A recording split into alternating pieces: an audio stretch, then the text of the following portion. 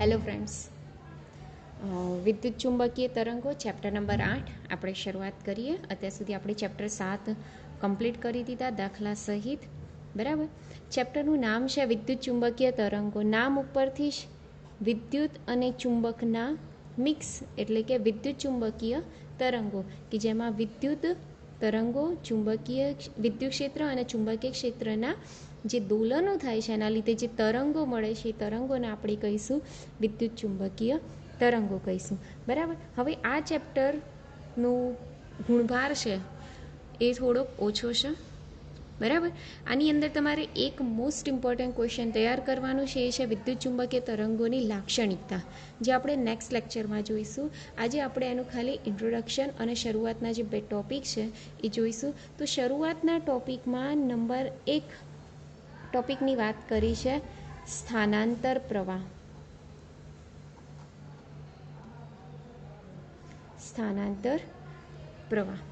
બરાબર. હવે એવું કહેવામાં આવે છે કે ચેપ્ટર 4 દરેક જણા ભણી ગયા. શું છે કે વિદ્યુત પ્રવાહની ચુંબકીય અસરો કહીએ છીએ.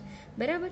કેવી રીતે આપણે જોયું હતું એની અંદર કે બદલાતું જે વિદ્યુત ક્ષેત્ર છે બદલાતું એ જે ચુંબકીય ક્ષેત્ર છે એ શું ઉત્પન્ન કરે છે. દાખલા તરીકે આપણે વાત કરીએ કે કોઈ પણ વાહક તારમાંથી વિદ્યુત પ્રવાહ પસાર થાય તેની આજુબાજુ શું ઉત્પન્ન થાય છે? ચુંબકીય ક્ષેત્ર. એટલે વિદ્યુત પ્રવાહના લીધે શું ઉત્પન્ન થાય છે? ચુંબકીય ક્ષેત્ર. અર્થાત વિદ્યુત ક્ષેત્રના લીધે શું ઉત્પન્ન થાય છે? ચુંબકીય ક્ષેત્ર. તો મેક્સવેલ શું કહે છે કે શું બદલાતા જતા ચુંબકીય ક્ષેત્રના લીધે બદલાતું જતું વિદ્યુત ક્ષેત્ર ના ઉત્પન્ન થાય, એવું એને શોધવું છે, એવો એનો પ્રશ્ન છે. તો કેવી રીતના બદલાતું જતું જે વિદ્યુત ક્ષેત્ર છે શું ઉત્પન્ન કરે? ચુંબકીય ક્ષેત્ર ઉત્પન્ન કરે છે. તો હવે એના માટે શું કહે છે, એવું એક આકૃતિ બતાવે છે કે દાખલા તરીકે આ કેપેસિટર. બરાબર. આ કેપેસિટરની બે પ્લેટ, એક પ્લેટને આપણે કહીશું ધન પ્લેટ અને બીજી પ્લેટ છે ઋણ પ્લેટ. આ જે કેપેસિટર છે એમાંથી પ્રવાહ વહે છે, એ પ્રવાહને આપણે કહીશું આઈ, જેને આપણે કરંટ એટલે કે પ્રવાહ વહશે એટલે એને આપણે કહીશું આઈસી. હવે આ કેપેસિટરના બહારના ભાગમાં કોઈ બિંદુ પી છે. બરાબર. અને આની અંદર પ્રવાહ વહ એટલે આ જે ભાગ છે એ ભાગમાં મારે ચુંબકીય ક્ષેત્ર શોધવાનું છે. એટલે મેં આ પી બિંદુના લંબ એક વર્તુળાકાર આવો એક ભાગ વિચારી લીધો, જેની ત્રિજ્યા કેટલી લઈ લઉં છું? અહીંયા આર લઈ લઉં છું. એટલે આખો જે તાર છે એની લંબાઈ હું લગભગ લઈ શકું ડીએલ બરાબર 2π આર લઈ શકે. હવે આ પ્રવાહના લીધે શું ઉત્પન્ન થાય છે? ચુંબકીય ક્ષેત્ર. એટલે આપણે એમ્પિયરનો જે સર્કિટલનો નિયમ છે કયું? સંકલન બી ડોટ ડીએલ બરાબર μ0 I × આઈસી આવું લખી શકીએ, કારણ કે અહીં વહેતો પ્રવાહ કયો છે? આઈસી લખીએ છીએ. બરાબર. અહીંયા ઇઝ નોટ ઇક્વલ ટુ 0, કારણ કે પ્રવાહ વહે એટલે ચુંબકીય ક્ષેત્ર ઉત્પન્ન થશે. બી એમના એમ રાખીએ, ડીએલની જગ્યાએ શું લખી કાઢીએ? 2πr બરાબર μ0 આઈસી. આના માટે પરફેક્ટ સૂત્ર છે કે કેપેસિટરની બહારના બિંદુએ પી બિંદુએ આગળ મારે ચુંબકીય ક્ષેત્ર શોધવું છે. પણ જો હું આ સપાટી બદલી દઉં એટલે સપાટી કેવા આકારની કરી દઉં? તો જુઓ ખાસ, આ પ્લસ અને આ માઇનસ. હવે આ બિંદુ પી છે, એ પી આગળ હું આવી રીતના એક ઘડા ટાઈપનો જે આકાર બનાવી દઉં. એ કેવી રીતના થશે? તો આ રીતના સપાટી બનાવી દઉં આ રીતે, કે જે આગળનું જે મોઢું છે એ મોઢું મારે કેવું રાખવું છે? ખુલ્લું. દેખીતી વસ્તુ છે કે આ જે મધ્ય સપાટી છે, જે છેલ્લું તળિયું છે, એ તળિયું કેપેસિટરની બે પ્લેટોની વચ્ચેના વિસ્તારમાં છે. બરાબર. અને આગળનું જે આ મોઢું છે, એ મોઢું કેવું છે?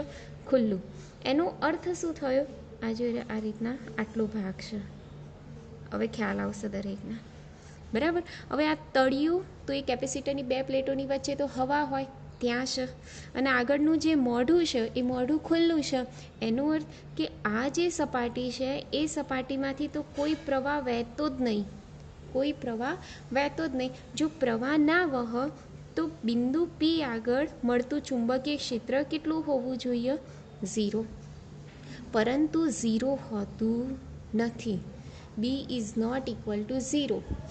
અહીંયા તો બી આપણને નોટ ઇક્વલ ટુ 0 મળે જ છે અને આપણે આ સાબિત બી કર્યું એમ્પિયરના સર્કિટલના નિયમ મુજબ.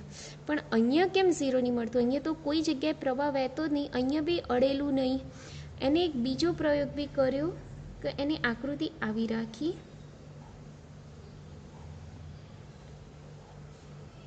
આ રીતના સપાટી બનાવી ટિફિન બોક્સ જેવી,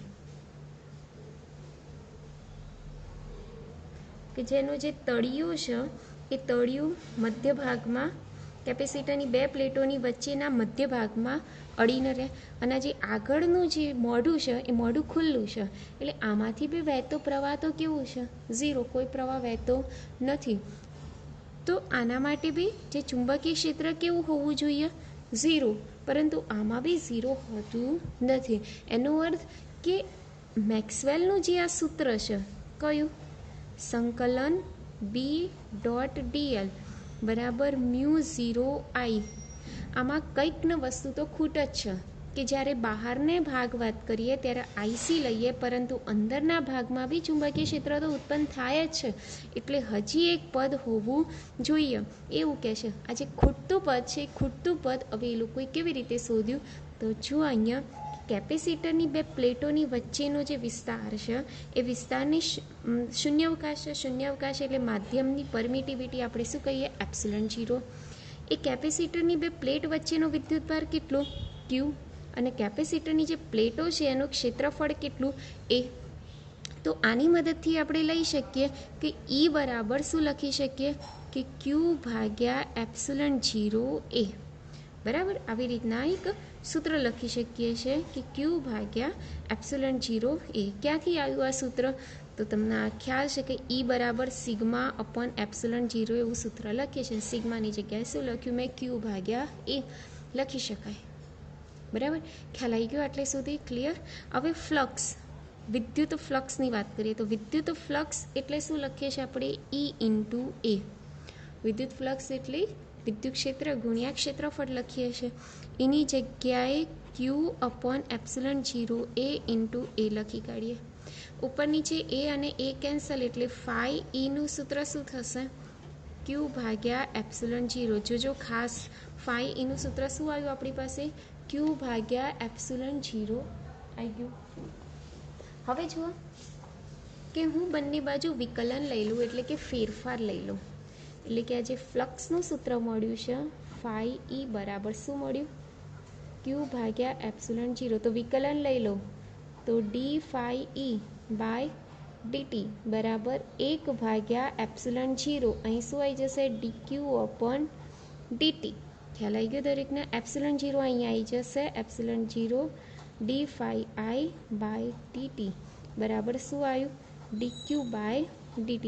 આ Q શું છે? તો કેપેસિટરની બે પ્લેટ વચ્ચેનો વિદ્યુત ભાર છે. વિદ્યુત ભાર બદલાય તો dq બાય dt તો આપણને શું આપે છે? પ્રવાહ. પરંતુ આ પ્રવાહ એના આપણે કહીશું સ્થાનાંતર પ્રવાહ. સ્થાનાંતરને ઇંગ્લિશમાં કહીએ છીએ ડિસ્પ્લેસમેન્ટ કરંટ. એટલે આનો પ્રથમ અક્ષર ડી.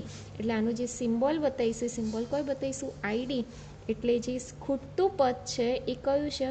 સ્થાનાંતર પ્રવાહ, જેને આપણે શું કહીએ છીએ? ID. તો IDનું સૂત્ર શું થઈ ગયું? ε0 d phi E by dt. આ આપણું મળ્યું સ્થાનાંતર પ્રવાહનું સૂત્ર. બરાબર, જેને આપણે કહીએ છીએ મેક્સવેલનું ખૂટતું પદ. મેક્સવેલના સમીકરણનું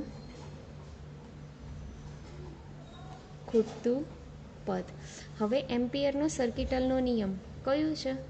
સંકલન B.dl બરાબર શું લખીએ છીએ? μ0I લખીએ છીએ. તો અહીંયા જે I છે એ બે પ્રકારના I છે. કયા કયા I છે?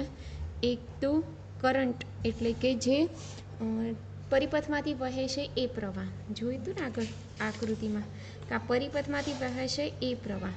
અને બીજો પ્રવાહ કયો પ્રવાહ છે? તો ID.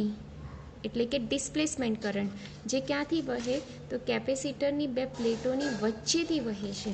બરાબર, તો આ રીતના આપણે સૂત્ર મેળવી શકીએ છીએ. એટલે સંકલન બી ડોટ ડીએલ બરાબર μ0 આઈસી વત્તા μ0 આઈડી. જ્યારે આઈસી બહારના પરિપથ માટે આઈસીની વાત કરવાની અને અંદરના ભાગ માટે આઈડીની વાત કરવાની. તો આ ખૂટતું પદ પ્રમાણે મેક્સવેલે 9 પદ શોધ્યું. તો આ રીતના આપણે સ્થાનાંતર પ્રવાહનું સૂત્ર શોધી શકીએ છીએ.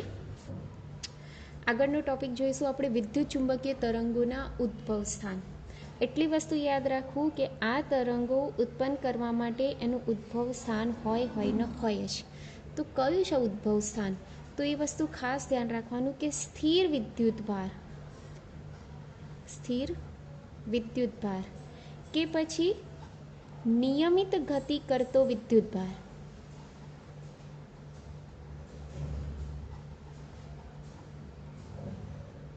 આ બંને વિદ્યુતભારના લીધે વિદ્યુત ચુંબકીય તરંગો ઉત્પન્ન થતા નથી. ખાસ ધ્યાન રાખવાનું કે સ્થિર વિદ્યુતભાર અને નિયમિત ગતિ કરતો વિદ્યુતભાર એ વિદ્યુત ચુંબકીય તરંગોનું ઉદ્ભવ સ્થાન નથી. તો ઉદ્ભવ સ્થાન કયું? તો આ બંનેની વચલું એટલે પ્રવેગી ગતિ કરતો વિદ્યુતભાર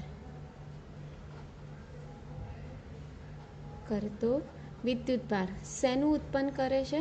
વિદ્યુત ચુંબકીય તરંગોનું ઉત્પન્ન કરે છે. એટલે વિદ્યુત ચુંબકીય તરંગોના ઉદ્ભવ સ્થાન તરીકે આપણે શું લખી શકીએ? પ્રવેગી ગતિ કરતો વિદ્યુતભાર લઈ શકીએ. આના માટેનું બેસ્ટ ઉદાહરણ છે અવકાશમાં દોલન કરતો વિદ્યુતભાર.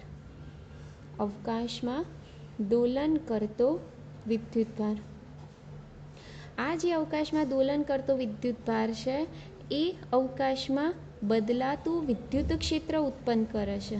શું ઉત્પન્ન કરે છે?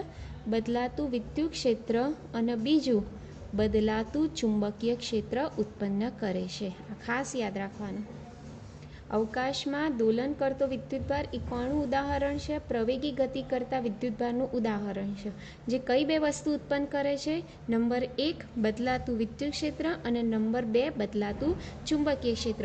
જેના લીધે અવકાશમાં પરસ્પર લંબ એવા બે વિદ્યુત ક્ષેત્રો ઉત્પન્ન થાય છે. વિદ્યુત ચુંબકીય તરંગો આ વિદ્યુત તરંગો કહેવાય. બદલાતું જતું વિદ્યુત ક્ષેત્ર એ વિદ્યુત તરંગ ઉત્પન્ન કરે અને બદલાતું જતું જે ચુંબકીય ક્ષેત્ર છે એ ચુંબકીય તરંગ ઉત્પન્ન કરે. બંને પરસ્પર કેવા હોય? લંબ. અને આ જો ઈ માટે હોય તો આ જો એ બી માટે હોય અને આવા તરંગોને આપણે શું કહીશું? વિદ્યુત ચુંબકીય તરંગો કહીશું. ખાસ આ તમારે યાદ રાખવાનું. બરાબર. હવે આ મળી ગયું આપણને કે વિદ્યુત ચુંબકીય તરંગો ઉત્પન્ન કેવી રીતે થાય. બરાબર. હવે ત્યારબાદ જોવાનું છે આપણે કે આ ચુંબકીય તરંગો છે, વિદ્યુત ચુંબકીય તરંગો એ ઉત્પન્ન કર્યા બી કે નથી કર્યા, અને કર્યા તો કેવી રીતના કર્યા? તો સૌપ્રથમ હર્ટ્ઝ નામના વૈજ્ઞાનિકે પોતાની લેબોરેટરીમાં આ તરંગો વિદ્યુત ચુંબકીય તરંગો ઉત્પન્ન કરવાનો પ્રયત્ન કર્યો અને તેમાં તે સફળ પણ થયા હતા.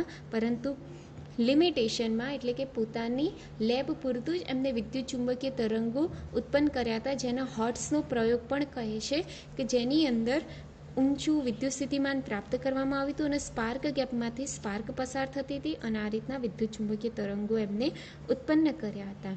જેવો હર્ટ્ઝે લેબોરેટરીની અંદર પોતાના પ્રયોગો એટલે કે વિદ્યુત ચુંબકીય તરંગો ઉત્પન્ન કર્યા, તેના વિધિના 7 વર્ષ બાદ જગદીશચંદ્ર બોઝે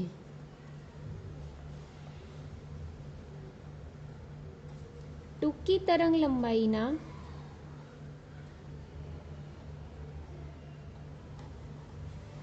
કઈ ટૂંકી તરંગ લંબાઈ? તો 25 મિલીમીટરથી 5 મિલીમીટર ધરાવતા વિદ્યુત ચુંબકીય તરંગો ઉત્પન્ન કર્યા. પરંતુ એ પણ ક્યાં ઉત્પન્ન કર્યા? પોતાની લેબોરેટરીમાં ઉત્પન્ન કર્યા. ટૂંકી તરંગ લંબાઈ એટલે કે ઊંચી આવૃત્તિ. બરાબર. અને હર્ટ્ઝ નામના જે પ્રયોગે કર્યું એ એમને કયો પ્રયોગ કર્યો હતો? તો હર્ટ્ઝ નામના પ્રયોગે નીચી આવૃત્તિવાળા તરંગો અથવા તો ઊંચી તરંગ લંબાઈવાળા તરંગો લેબોરેટરીમાં ઉત્પન્ન કર્યા હતા. તો આ વાત કરી જગદીશચંદ્ર બોઝ. ત્યારબાદ ઇટાલીની વાત કરી લઈએ તો ઇટાલીમાં રહેનારા ગુગલી એલ્મો માર્કોની, એના જનરલી આપણે માર્કોની વડે જાણીએ છીએ કે માર્કોની નામના વૈજ્ઞાનિકે શું કર્યું, ભૌતિકશાસ્ત્રીએ શું કર્યું કે આ જે ચુંબકીય તરંગો ઉત્પન્ન કર્યા, વિદ્યુત ચુંબકીય તરંગો, એમને ઘણા લાંબા કિલોમીટર સુધી પ્રસરણ કરાવ્યું. બરાબર, લાંબા કિલોમીટર સુધી આ વિદ્યુત ચુંબકીય તરંગોને લઈ જતા હતા, જેના લીધે સંદેશા વ્યવહાર સરળ બનવા લાગ્યું. એટલે કે આ જે ગુગલી એલ્મો માર્કોની છે એનું આ જે સ્ટેપ હતું એ સંદેશા વ્યવહાર માટેનું પ્રથમ સોપાન હતું. બરાબર, તો આ રીતના આપણે ઇટાલીમાં આ જે માર્કોની છે એને આ રીતના લાંબા કિલોમીટર સુધી પહોંચી શકાય એવા તરંગો એને મોકલ્યા હતા. તો આ રીતના આપણે વિદ્યુત ચુંબકીય તરંગોનું ઉદ્ભવ સ્થાન અને કોને ઉત્પન્ન કર્યા હતા અને એના વિશેની આપણે થોડી ચર્ચા જોઈ. નેક્સ્ટ લેક્ચરમાં આપણે આગળનો ટોપિક જોઈશું, જે ચેપ્ટરનો ખૂબ જ અગત્યનો પ્રશ્ન છે, વિદ્યુત ચુંબકીય તરંગોની લાક્ષણિકતા. એટલે આપણે આજના લેક્ચર પૂરતું આટલું ઇન્ટ્રોડક્શન જ રાખીએ. ચેપ્ટરની શરૂઆત છે એટલે વધારે ખેંચતી નથી, બાકીનું આપણે નેક્સ્ટ લેક્ચરમાં. Thank you.